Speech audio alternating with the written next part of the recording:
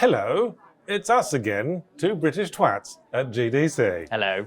And today we're joined by CD Projekt RED. All of it. The entirety, right? This is CD Projekt RED. There's three of you made the games, right? More specifically, we have... Yes, so my name is Pavel Sask. I'm Associate Game Director right now on Orion Project. So this is a sequel to Cyberpunk, well before I was a Quest Director on Phantom Liberty. Hi, I'm Sarah. I'm currently the acting lead quest designer on Project Orion, and I was an expert quest designer and a coordinator on Phantom Liberty. And hi, I'm Kacper Niepokulczycki, and currently I am an environment art director working with that crew here on Project Orion. And before I was a lead environment artist working on the Cyberpunk project. Right, well, things must be going better for you guys since you're willing to show your face at something like this after the launch of Cyberpunk. Can you talk us through the redemption arc? Oh, yeah, that's interesting. I mean, that's interesting when considering I saw your review of 77. So that was very enjoyable. I watched it twice, to really get everything. But yes, definitely. I mean, we've been working really hard together with a whole team to really get the game to the state it can be. I'm still looking forward to your review of Phantom Liberty, by the way. But anyway, we've been working really hard to make the game to the proper state, and there was two things: patch 2.0, and a complete revamp of a base game, and then Phantom Liberty shipped almost in the same time for our players to just give it the final polish and make it look as well as it only can be. What was it like as a team who obviously poured so much love into the original Cyberpunk? To kind of see the fan reaction, and then did it give you guys a drive to be like, right, we need to do this? Because a lot of the times when you see this kind of situation happen with games, which happens for a myriad of reasons, there are two ways you can react. You can either be like, well, cool, let's give up, let's move on, let's go on to the next thing, or no, let's make this what it should be. Like, what was it like internally? I really like that we kind of pulled through it, and I think we made improvements on multiple fronts, because it was not just the games that we worked on; it was also us as a company. Because some of the problems we had resulted in the production methods as we had and stuff we could improve on, and that's what we did. So, and this for me felt very gratifying, because I could really feel that the company is behind making this better, and not just making the product better, but also making it better for us as developers and how we work on the game. And this felt very good for me, despite so that was of course the launch was very tough. It was pretty heartbreaking for us, because it was our baby, and stuff happened, but that really helped. It helped me cope with the situation. Let's say it like this, and see it. Okay, let's get this done with. Let's make it better, and then let's fix us, and let's fix the game. Kind of. Yes, it's so nice to see a company like CD Projekt RED doing something that we're not seeing a lot in the industry with bigger companies, right? A lot of the times we've seen, tragically, a lot of layoffs that have been happening in the industry recently due to a result of games not performing as well as the executives would hope. And it's really refreshing to see that you're talking about internally a lot of changes were made because of the kind of performance of Cyberpunk. You're seeing these positive changes ripple down rather than, mass layoffs and, structure changes and stuff like that. So it's really refreshing to see that. You can address that a bit. Of course, first of all, the question you had, how we felt, I can say how I felt personally. I felt pretty bad about that. It was not the case that we shipped something let's just move on. It's fun. It's done. Let's go to whatever there's next. We care about what we do, and we of course care about our fan base, because this is why we're doing those things, and that's the only reason why you're actually here.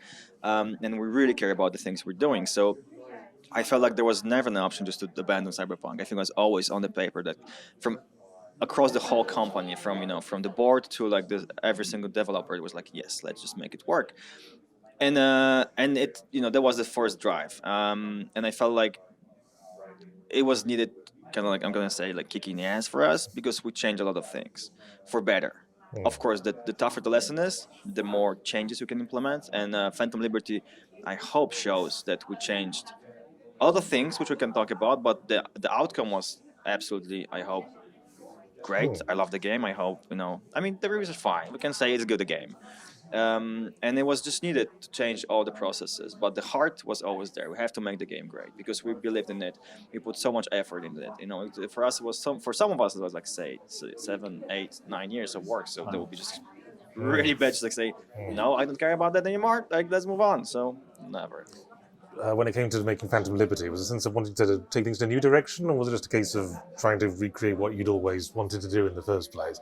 The thing is that with Phantom Liberty, like we learned a lot of things on 77, and one of the things was that we really like to define the genre and the theme for our game, and that was something that's maybe a bit different and new, looking at 77 and even Witcher 3. So this is what we did actually with Phantom Liberty. Very early, we have defined that it will be a spy thriller, and we looked for something that would expand in a natural way the IP of Cyberpunk, but in the same time make it fit and be a natural fit and something that would belong to the Cyberpunk genre, but for the players will bring something fresh.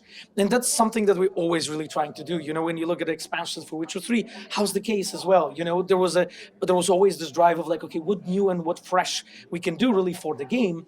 And that was really driving us, you know, a lot when working on the game story, and also on the game art. The art. Well, yeah. So we learn a lot. Like for base Cyberpunk, at the same time we're doing the game, we're doing the tech, right? Which is very challenging. Like it's like you're trying to build a boat, but also swim with the boat at the same time, which is just crazy.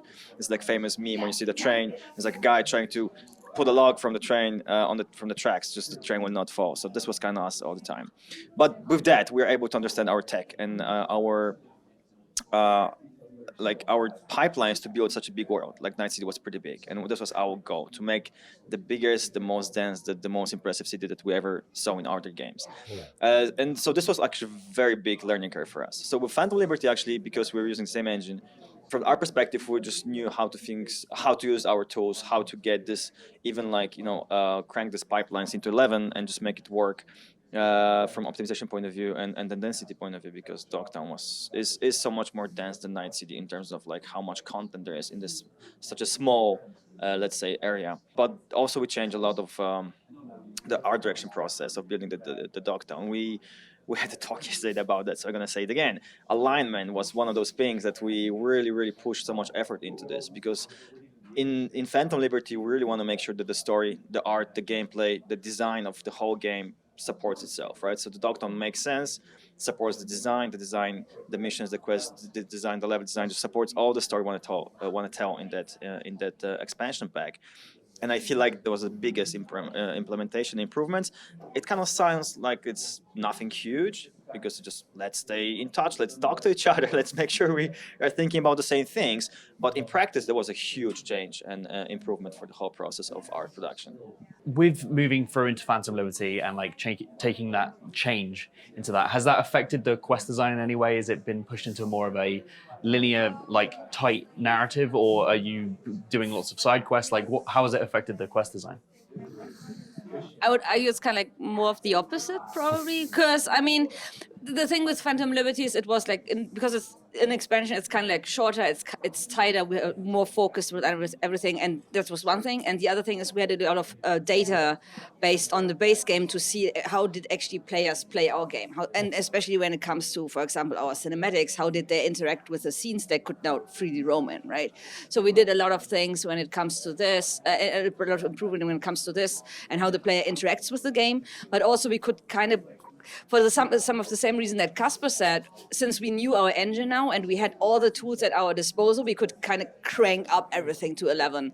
And then despite having just, we had this fixed theme to work in, but we could still do a lot of variations within the quests, and point out like different things and have different focus points within the quest. So you have like the start that kind of starts with an action quest, right? And you have this whole escape from New York theme, and then you escape the part. Then you have this whole quest part where you're infiltrating, and you have this whole James Bond vibe where you're in the party, and then you have like different quests branching from this, and you have big choices here where you might have a horror quest happening, right? So it's a lot of varied. It's a lot more driven by the actions that the player does. So yeah, we could improve a lot in this regard. So how's the reaction been? Have the audiences been picking up what you're putting down, do you think? I mean, the reaction has been amazing, really, like both to 2.0 and to Phantom Liberty. Now, when it comes to Phantom Liberty, people really like expected amazing expansion from us. Really, like the bar was pretty high. But what people didn't expect is patch 2.0 and a complete revamp of a base game. And I think this really caught a lot of people by surprise of like how much we have changed and improved that. And just because of that, the base game was much better together with the Phantom Liberty. So I think this really like gave us a lot of good credit, from the people seeing that actually there's this will to go in and improve and so on. And of course, the expansion has been, I think, of very high quality. Therefore, players loved it. And, of course, the sales show it, but also the reviews show it, the reactions of the players, the score that the game got, all of those things. So it's a very humbling experience. And it also shows that it makes sense really to stick with the game. That's also something I touch with my GDC talk. And I can mention here is that it is a bit of a more of a business information, but I think it's really interesting is that there's something in business that we call an attachment rate. So it's basically an amount of players that buy the expansion in comparison to the base game. And the attachment rate of Hearts of Stone and Blood and Wine was between 22 to 24% 3 months after the release. That was the attachment rate we achieved. But the first expansion was half a year after the release. The second one was a year. Now, Phantom Liberty was shipping 3 years, almost 3 years after the release. That's really long time. And we were discussing, like, does it make sense? And, will players even just go back to the game and reach for it? And actually, we have reached the same attachment rate for Phantom Liberty in the same time span. It actually, like 3 months, we were between 22 to 24% attachment rate, really, as with The Witcher 3. And I think, like, for us, it shows that actually good quality content is something that will make the players come back to your game, really. It's timeless. Exactly. And also, I would like to add to 2.0. For me, it was devastating because, we worked on this super cool game called Phantom Liberty, all the trailers looking cool, and people are like, it's cool, but F it. There's 2.0, look at that. People were crazy about that, which was insane. And I mean, for me personally, also as a gamer, I love the improvements that we did from the game perspective. But yeah, the people are like, Phantom Liberty is cool, but look at that new thing they did that there. That's one thing. A second thing, what would happen if we say, okay, let's just drop Cyberpunk, let's move on. We knew that we have to also make sure that we have to first rebuild the trust that our trust got big hit. Like, we know that. And it's still going to take us some time to get what we were, let's say, before the launch. Although people are being comparing, this to No Man's Sky's success. But people are like, oh my God, you're like the only company of that size that actually stood up and said, no, we have to fix it. And they're like super, super appreciative of that. And it's so nice to hear those things because outside of those sales, outside of those numbers, our prestige, it's just nice to see that people are actually being happy again and that we are bringing this happiness to those people. And for me, I think that's the best success about that. It's about like taking like accountability for our own mistakes and growing from that, because we're all humans, right? Like, and sometimes players don't really realize that, and you guys taking that immense amount of effort to like build 2.0 Phantom Liberty and showing like, no, we are committed, we do want to deliver what we promised.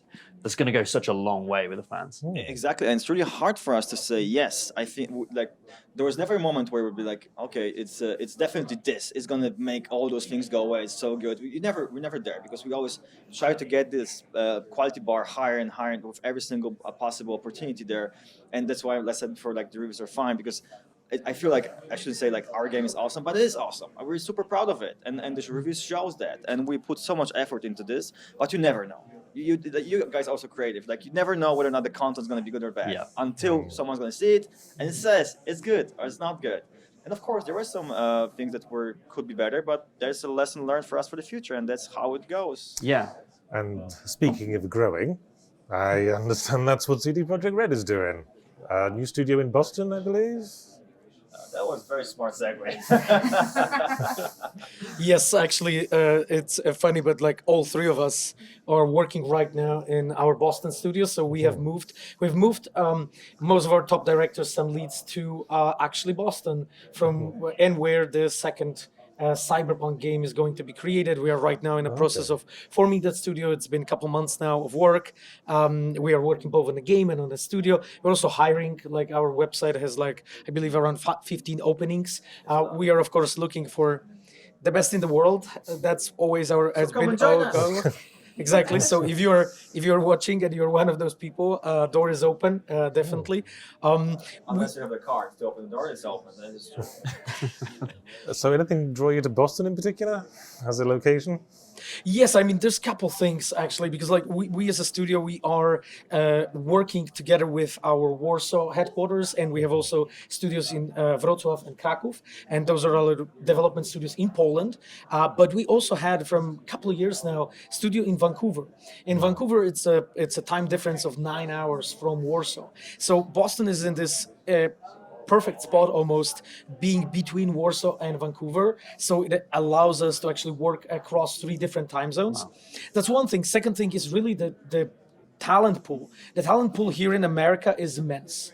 In Europe, in general, we can see that there's a couple generations of game devs, and they're, if someone is very experienced, is maybe 25 years, that's it really, as much as you can get. In America, it's often at least 10 years more. We have people that apply to us that have 25, 30, 35 years of experience sometimes, and you can really see it. So tapping in that talent pool was also incredibly important, like strategically for us. And, also like being far away from the studio in Poland also helps us out, like on a business way and artistic way, separate those 2 operations so that we can assure that, the new Witcher game is being created there on the Polish side, while here on the American side, we work on the next Cyberpunk. Yeah. So, what you can tell us about the next Witcher game and the next Cyberpunk game? Or Are these full-on sequels, or where are we? Well, I mean, what we can tell right now is that we will do everything we can to make them amazing. Dun, dun, dun. Nice. That was expected. We knew that was coming. Masterfully hedged, I must say. Yeah. But yeah, I think right, well, thanks for talking with us, CD Projekt RED. Hope you have a good GDC, a good flight back. And You too, thank you. Thank you. Well, I'm not flying back. I'm going to take the train home tonight, sleep in my own bed. Ha ha. Whereas I've got to be on a flight for 12 hours and probably be up for 2 days straight again. To reiterate, ha ha. Thank you so much. And I'm personally a huge fan of your guys' work. Really looking forward to see how Second Wind will be doing. You guys been fucking knocking it out of the park for the last couple months. I'm really looking forward to it. Thank you so much. Thank you very much. And we're waiting for this Phantom Liberty review. Yes. Pretty soon, right? Thank you. It's on the list.